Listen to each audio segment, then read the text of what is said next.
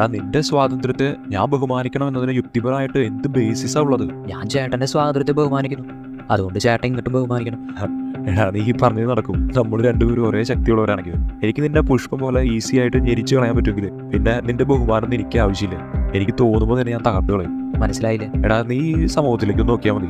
ഏതെങ്കിലും ഒരു പാർട്ടി, ഒരു രാഷ്ട്രീയ പാർട്ടി വലിയ ഭൂരിപക്ഷത്തോടെ അതിശക്തമായി വിചാരിക്കുക, വേറെ ആർക്കും എതിരെ നിൽക്കാൻ പറ്റാത്ത രീതിയിൽ. പിന്നെ അവരിൽ നിന്ന് വ്യത്യസ്തമായിട്ട് ചിന്തിക്കുന്നവരൊക്കെ അവർ ബഹുമാനിക്കേണ്ട കാര്യമൊന്നുമില്ല. എന്തിനാ ബഹുമാനിക്കണം? അവർ പറഞ്ഞതുപോലെ നീ കേട്ടില്ലെങ്കിൽ നിന്നെ അവർ ഭസ്മമാക്കി കളയും. അപ്പൊ പിന്നെ ഓരോ മനുഷ്യനെയും ബഹുമാനിക്കേണ്ടത് എന്തിനാണെന്ന് ചേട്ടൻ പറയണത്? എടാ നമ്മളൊക്കെ ദൈവത്തിന്റെ ഛായയിലും സാദൃശ്യത്തിലും സൃഷ്ടിക്കപ്പെട്ടിരിക്കുന്നു എന്നുള്ളത് മാത്രമാണ് നമുക്ക് വില തരും. ദൈവം നിന്നെ വില വയ്ക്കുന്നു എന്നുള്ളതുകൊണ്ടാണ് ഞാൻ നിന്നെ വില മതിക്കുന്നത്. ഒന്ന് പോ ചേട്ടാ, എല്ലാവരും ഇത് ആലോചിച്ചിട്ടല്ലേ പരസ്പരം റെസ്പെക്ട് ചെയ്യുന്നത്. എന്താ നീ പറ? നീ ഒരു വെറും ആറ്റങ്ങളുടെ ഒരു കളക്ഷൻ മാത്രമാണെങ്കിൽ ഞാൻ നിന്നെ എന്തിനെ ബഹുമാനിക്കണം? ഞാൻ നിന്നെ ബഹുമാനിക്കണം എന്നുള്ളതിനൊരു ലോജിക്കലായിട്ട് എക്സ്പ്ലനേഷൻ പറ നീ.